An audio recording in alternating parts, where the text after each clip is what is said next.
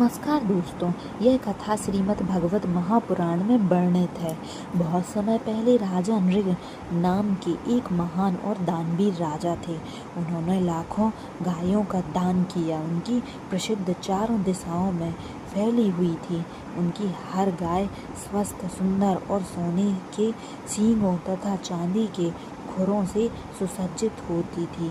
एक दिन अनजाने में एक ब्राह्मण को दान की गई गाय वापस राजा की गौशाला में आ गई। यह बात किसी को पता नहीं चली और वही गाय दूसरे ब्राह्मण को फिर से दान कर दी गई।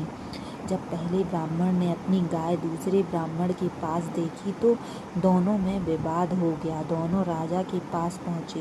राजा नृग ने हाथ जोड़कर कहा, मुझसे भूल हो गई। मैं आप दोनों को हजारों गायें, सोना और धन देने को तैयार हूँ। कृपया मुझे क्षमा कर दें। लेकिन दोनों ब्राह्मण अपनी अपनी बात पर अड़े रहे। विवाद समाप्त नहीं हुआ। कुछ समय बाद राजा नृग की मृत्यु हो गई। जब वे यमराज के सामने पहुँचे तो उनसे पूछा गया, पहले अपने पुण्यों का फल भोगना चाहते हो या पाप का? राजा ने उत्तर दिया, पहले पाप का फल भोगूंगा। बस उसी क्षण वे एक विशाल गिरगिटान बन गए और एक पुराने सूखे कुएं में गिर पड़े।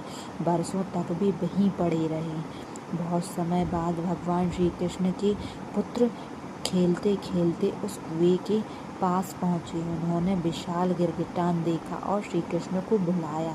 भगवान श्री कृष्ण ने अपने हाथ से उस गिरगिटान को बाहर निकाला। उनके स्पर्श से गिरगिटान का शरीर तुरंत दिव्य रूप में बदल गया। राजा नृग ने हाथ जोड़कर कहा, प्रभु, मैंने जीवन भर दान किया, लेकिन एक छोटी सी भूल के कारण मुझे यह कष्ट सहना पड़ा। भगवान श्री कृष्ण ने बताया कि धर्म के कार्य भी पूरी सावधानी से करने चाहिए। केवल अच्छा इरादा ही नहीं, सही आचरण भी आवश्यक है। राजा नृग ने श्री कृष्ण को प्रणाम किया और दिव्य विमान में बैठकर स्वर्ग लोक चले गए। इस कथा से सीख, अच्छे कर्म करते समय भी सावधानी आवश्यक है।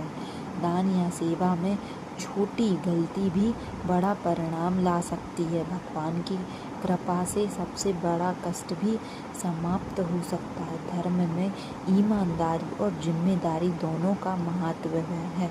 जय श्री कृष्ण।